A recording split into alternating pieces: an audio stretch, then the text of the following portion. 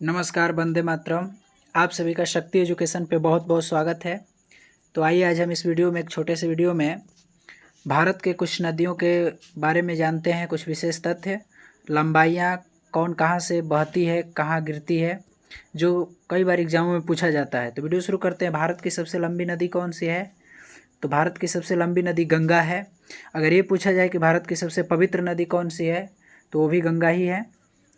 भारत की 5 सबसे लंबी नदियां हैं, जिसमें Ganga 2525 kilometre, Godavari 1465 kilometre, Krishna 1400 kilometre और यमुना 1336 किलोमीटर, नर्मदा 1312 किलोमीटर। तो आप याद रखेंगे। आगे देखते हैं। गंगा नदी हिमालय के गंगोत्री ग्लेशियर में शुरू होती है और जो ग्लेशियर है ये 3892 मीटर यानी 12769 फीट की ऊंचाई पर स्थित है। गंगा जल में बैट्रियोफॉस नामक जो है बैक्टीरिया पाया जाता है, जिसके कारण गंगा के पानी में कीटाणु नहीं पड़ते हैं और गंगा का पानी हमेशा साफ रहता है।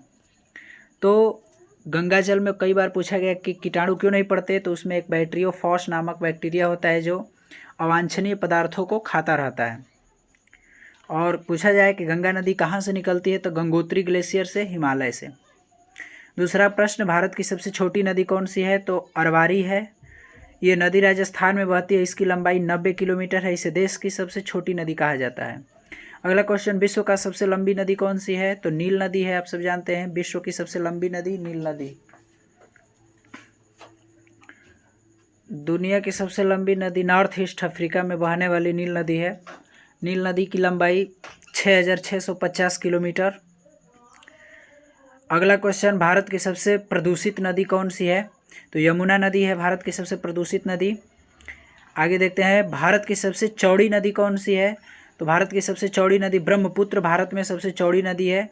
ब्रह्मपुत्र नदी जो है मानसरोवर झील के पास कैलाश श्रेणी के चेमायुंगडुंग हिमनद से सियांग या दिहांग के नाम से निकलती है। यह अरुणाचल प्रदेश के शदिया शहर के पश्चिम से भारत में प्रवेश करती है और यह भारत की सबसे गहरी नदी भी है। आगे देखते हैं। भारत की सबसे गहरी नदी कौन सी है? भारत की सबसे गहरी नदी ब्रह्मपुत्र नदी है। अगला क्वेश्चन, कच्छ के रण में कौन सी नदी गिरती है? तो लूनी नदी गिरती है कच्छ के रण में। राजस्थान राज्य अजमेर के निकट अरावली श्रेणी की नाग पहाड़ी के पश्चिम ढलानों में उद्गम इसका है, जहां इसे सागरमती के नाम से जाना जाता है। और भारत की एकमात्र यह ऐसी नदी है जो दलदल के रूप में बहती है। कुछ दूर पे राजस्थान से निकलने के बाद बहती है और धीरे धीरे वहाँ से ज़मीन के अंदर अंदर बहती है, ऊपर ऊपर बालू की तरह दिखता है और वो दलदल की तरह हो जाता है, जो जाके कच्छ के रण में गुजरात में ख़त्म हो जाता है। तो भारत की एकमात्र दलदल नदी लूनी नदी। कौन सी नदी उल्टा बहती है? तो ताप्ती बहती है। नर्मदा भारत में उल्टी दिशा में बहने वाली जो नदी नर्मदा नदी है, ताप्ती भी है।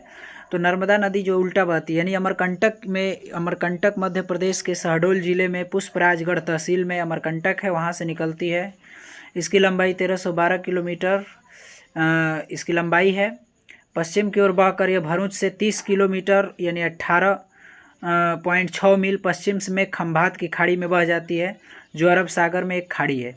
तो ये 1312 किलोमीटर बहने के बाद पश्चिम की ओर बहकर भरूच से 30 किलोमीटर यानी 18.6 मील पश्चिम में खंभात की खाड़ी में बह जाती है, जो अरब सागर की एक खाड़ी है। बाकी सभी नदियाँ पश्चिम से पूरब की ओर गिरती हैं बंगाल खाड़ी में, लेकिन ये नदी पूरब से पश्चिम की ओर जाती है। सिंधु नदी कहाँ से निकलती है? तो सिंधु नदी जो है यह निकलती है 3120 किलोमीटर इसकी लंबाई है। यह नदी पश्चिम तिब्बत में कैलाश पर्वत के उत्तर पूर्व में पहाड़ी झरनों से निकलती है। सिंधु की सहायक नदी देखते हैं, कई बार एग्जाम पूछा गया है। तो पश्चिम से सिंधु नदी की प्रमुख सहायक नदियाँ काबुल और कुरेम नदियाँ हैं और पूर्व से 5 मुख्य सहायक नदियाँ झेलम, चिनाब, रावी, ब्यास तथा सतलज है। कई बार पूछा गया है झेलम, चिनाब, रावी, सतलज, ब्यास। दामोदर नदी का उद्गम स्थल कहाँ है? तो झारखंड के छोटा नागपुर पठार की पहाड़ियों में होता है दामोदर नदी का उद्गम। झारखंड से बहने वाली दामोदर नदी को दामोदर नदी ही कहते हैं। यह झारखंड के छोटा नागपुर क्षेत्र से निकलकर पश्चिम बंगाल में पहुंचती है, जहां से ये हुगली नदी गंगा नदी की वितारिका से मिलती है। झारखंड से बहने वाली दामोदर नदी को देवनद भी कहते हैं। भारत में कहाँ पर कौन सी नदियों का संगम कहा जाता है, इसको भी देखते हैं। तो प्रयागराज में गंगा, यमुना और सरस्वती का संगम होता है। प्रयागराज को तीर्थराज भी कहा जाता है। यहाँ पे 3 नदियों का संगम है और यहाँ पे 12 वर्ष के बाद बहुत बड़ा महाकुंभ का आयोजन भी किया जाता है, जो एक आस्था का बहुत बड़ा केंद्र है। इसे त्रिवेणी भी कहा जाता है। अगर वीडियो अच्छा लगे तो आप चैनल को लाइक, सब्सक्राइब, कमेंट जरूर कीजिए। और आपको बायोलॉजी से रिलेटेड वीडियो देखने हैं तो डिस्क्रिप्शन में हमने लिंक दे दिया है, जो विटामिन्स के बारे में, कोशिकाओं के बारे में पढ़ना है तो